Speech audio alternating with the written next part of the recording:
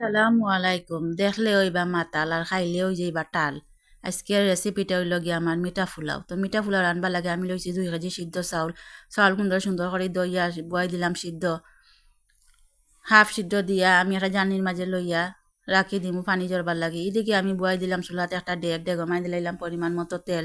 তো তেলটা গরমে গেলে আমি আদা সিদ্ধ করিয়া রাখা চাউল সারিয়ে দিমু। আর একটু সুন্দর করে বালা করে লাড়িয়া সারিয়া দিমু।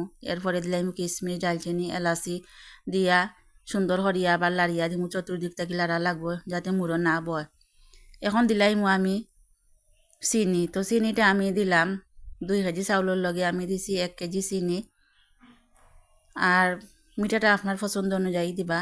আর মিঠা জিনিসও মিঠা না হইলে ভালো লাগে না খাইতে। এরপরে আমি দিলাইমু রং। তো রঙের কালারটা আমার একটু ডিফারেন্স হয়ে গেছে।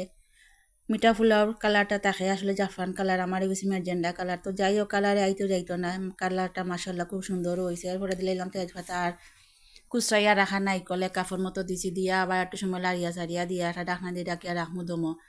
এরপরে আবার ডাকনাটা উঠাইয়া আমি দিলাইমু ঘি দিলে মিঠা ফুলার ঘেরানটা খুব সুন্দর হয়।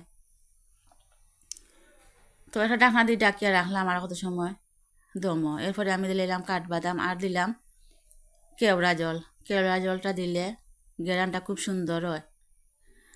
তো আবার লাড়িয়া দিলাম একটু সুন্দর হরিয়া।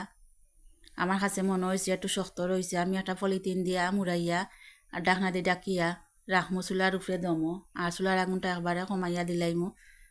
আপনারা কোনো সময় যদি দেখুন ভাত ফুলাও শক্ত রয়েছে তাহলে এই প্রচেষ্টা অবলম্বন করতে পারেন। এখন দিলাইলাম আমি ফুলাও পাতা। তো আমার মিঠা ফুলাওটা ওই গেছে। এখন সামান্য কিছু চুটকি মিষ্টি দিয়া সাজাইয়া দিলাম। মাশাআল্লাহ খুব সুন্দর হয়েছে আর খাইতেও কিন্তু খুব ভালো লাগছে।